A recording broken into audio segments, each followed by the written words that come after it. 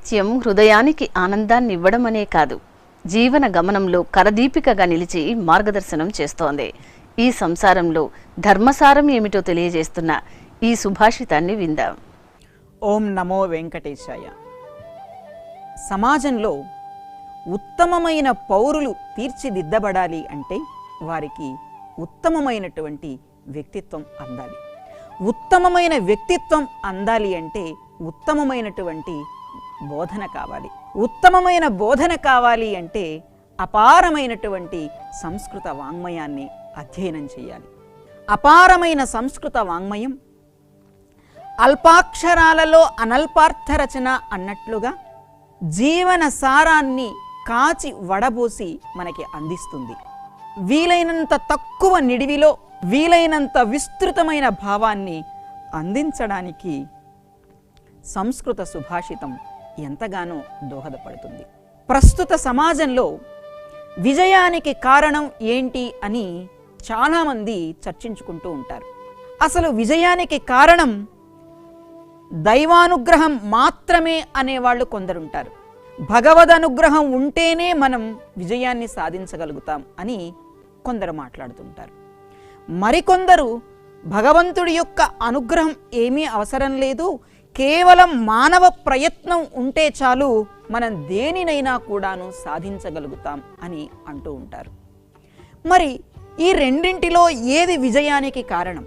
ఈవేళ అనేక రకాలైనటువంటి పోటీ పరీక్షలు, ఎంసెట్, ఈసెట్, కేసెట్, ఆసెట్, ఏ సెట్టు రాసినా అప్సెట్టులోనే ఉంటున్నారు పిల్లలు. విజయానికి అసలైన కారణం ఏంటి అని ఆలోచించుకోవాల్సిన అవసరం ఎంతైనా ఉంది. మరి అలా ఆలోచించుకుంటూ ఉంటే మరి సమాధానం ఎవరు చెప్తారు అంటే సంస్కృత సాహిత్యంలో పంచమహాకావ్యాలున్నాయి, 5 మహాకావ్యాలున్నాయి. రఘువంశం, కుమార సంభవం, కిరాతార్జునీయం, శిశుపాలవధ, నైషధం. ఈ 5 మహాకావ్యాలలో ఒకటి శిశుపాలవధ. మాఘుడు అనే ఒక మహాకవి ఉన్నారు. ఆ మహాకవి ఈ ప్రశ్నకు సమాధానం చెబుతున్నారు మనకి.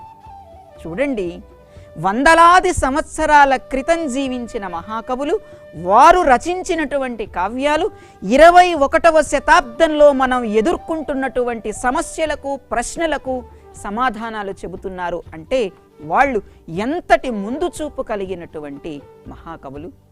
మరి విజయానికి కారణం ఏంటి అన్న ప్రశ్నకు సమాధానాన్ని శ్లోక రూపంలో చూద్దామా? నాలంబతే దైష్టికతాం న నిషీదతి పౌరుషే శబ్దార్థౌ సత్కవిరివా ద్వయం విద్వానపేక్షతే. విద్వాన్ పండితుడైన వాడు. పండితుడు అంటే కేవలం అనేక శాస్త్రాలను, గ్రంథాలను అధ్యయనం చేసినటువంటి వాడే అని కాదండి. అందరినీ సమానంగా చూడగలిగినటువంటి వాడు పండితుడు.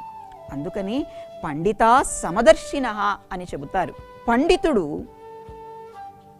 దైవానుగ్రహాన్ని మాత్రమే నమ్మడట. నాలంబతే దైష్టికతాం. దైష్టికత అంటే అదృష్టం, భాగ్యం. ఎక్కడి నుంచి వస్తుంది ఈ భాగ్యం? ఎక్కడైనా సూపర్ మార్కెట్లో కేజీల కొద్దీ అమ్ముతారా? అమ్మే వస్తువు కాదు కదా. భాగ్యాన్ని ప్రసాదించేటువంటిది భగవంతుడు. 7 లోకాల రేడుగా మనం చెప్పుకుంటున్న స్వామి, కలియుగ ప్రత్యక్ష దైవం ఏడుకొండల స్వామి శ్రీనివాసుడు. ఆ స్వామి అనుగ్రహం భాగ్యం. పండితుడు కేవలం భాగ్యాన్నే నమ్ముకోడు. అలాగని న నిషీధతి పౌరుషే, కేవలం పరిశ్రమని మాత్రమే నమ్ముకోడు. మరి ఏం చేస్తాడయ్యా? అటు భగవద్ అనుగ్రహాన్ని నమ్ముకోడు పండితుడు, బుద్ధిమంతుడు అని చెప్తున్నారు, ఇటు తన స్వయం కృషిని నమ్ముకోడు అని చెప్తున్నారు. మరి ఇక ఏటి ఆయన నమ్ముకునేది అంటే శబ్దార్థౌ సత్కవిరివా. సత్కవి, మంచి కవి తన రచనలో శబ్దార్థాలని విడదీయలేని విధంగా ఎలా కూరుస్తాడో, బుద్ధిమంతుడు కూడా భగవంతుడి యొక్క అనుగ్రహాన్ని, తన స్వయం కృషిని, ఈ రెండింటినీ కూడాను కలుపుకొని చక్కగా పరిశ్రమించి విజయాన్ని సాధిస్తాడు. ఈ సందర్భంలో కవిగారు సత్కవితో పోల్చారు. శబ్దార్థాల యొక్క మేలైన కూర్పు సాహిత్యంలో ఉంటుంది.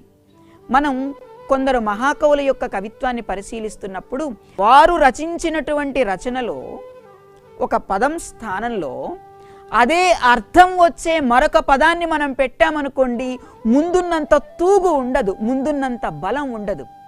అద్దోండి ఆ లక్షణాన్నే శబ్దార్థాల యొక్క మేలైన కూర్పు అని చెబుతూ ఉన్నారు. సత్కవి ఎలాగైతే శబ్దార్థాల యొక్క మేలైన కూర్పును, విడదీయలేని కూర్పుని చక్కగా అనుసంధానం చేస్తాడో తన కవిత్వంలో, బుద్ధిమంతుడు కూడా దైవానుగ్రహాన్ని, అదేవిధంగా తన యొక్క నిరంతర పరిశ్రమని, ఈ రెండింటినీ కలుపుకొని సమాజంలో విజయాన్ని సాధిస్తాడు. అంతే కదండి. మరి కేవలం భగవద్ అనుగ్రహం ఉంటే చాలు అని చెప్పేసి మనం చేయవలసినటువంటి పని చేయకుండా కూర్చుంటే ఎలాగా? మన పెద్దవాళ్ళు కూడా ఏం చెప్పారు? మనం ఒక్క అడుగు వేస్తే భగవంతుడు 100 అడుగులు మనల్ని ముందుకు నడిపిస్తాడు. నాకు రాసిపెట్టి ఉంది అని చెప్పేసి నువ్వు ప్రయత్నమే చేయకపోతే ఎలాగా? నీ ప్రయత్నం నువ్వు చెయ్యాలి. ఆ ప్రయత్నానికి భగవద్ అనుగ్రహం తోడు కావాలి. అయితే కొండంత నీ నిరంతర పరిశ్రమ ఉన్నప్పటికీ కూడాను ఆవగింజంత భగవద్ అనుగ్రహం ఉంటే చాలు, నీ పని సులువుగా నెరవేరుతుంది.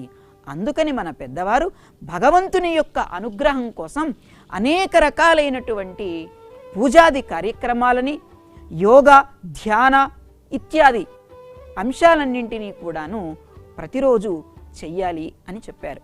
సారభూతంగా మనం చూసినట్లయితే విజయానికి కారణం రెండింటి యొక్క కలయిక. ఒకటి భగవద్ అనుగ్రహం అయితే మరొకటి నిరంతర పరిశ్రమ. ఈ రెండింటి కలయిక ఉంటేనే విజయం సిద్ధిస్తుంది. ఈ రెండింటి కలయిక లేకపోతే విజయం అనేది కలయిక. కాబట్టి కలయిక ద్వారా కల కాకుండా సాకారమయ్యేందుకు మనం ప్రయత్నం చెయ్యాలి. నింగికేగుటకైన నిత్య కష్టఫలము బాగుగా పనికి వచ్చి బాటనిచ్చు.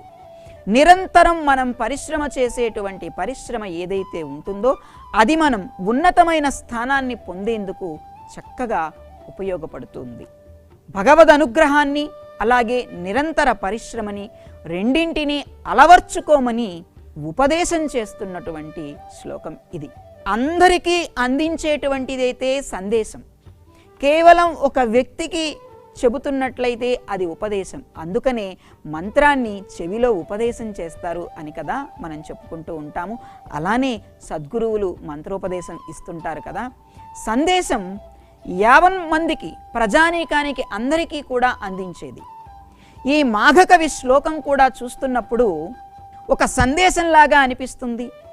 ఆ సమస్యలో ఉన్న వ్యక్తి చదివినప్పుడు అరే, నా కోసమే ఉపదేశం చేస్తున్నాడా ఈ శ్లోకాన్ని అన్నట్లుగా ఉపదేశంలాగా అనిపిస్తుంది. ఒకవైపు సందేశంగాను మరొక వైపు ఉపదేశంగాను ఉన్న ఈ రమణీయమైన శ్లోకాన్ని నేర్చుకుందాం. మన జీవితాన్ని విజయ పదం వైపు తీసుకువెళ్లేందుకు మనం ప్రయత్నం చేద్దాం. ఈ శ్లోకాన్ని మరొక్కసారి చూద్దాం. నాలంబతే దైష్టికతాం న నిషీదతి పౌరుషే శబ్దార్థౌ సత్కవిరివా ద్వయం విద్వానపేక్షతే. చూసారుగా, రమణీయమైన సంస్కృత సుభాషితాల్లో కమనీయమైన భావాలున్నాయి. ఉత్తమ వ్యక్తిత్వాన్ని అందించే ఆణిముత్యాల్లాంటి సుభాషితాన్ని గురించి తెలుసుకున్నాం కదా. ఆ సన్మార్గంలో మనము ప్రయాణించాలని కోరుకుంటూ ఓం నమో వెంకటేశాయ.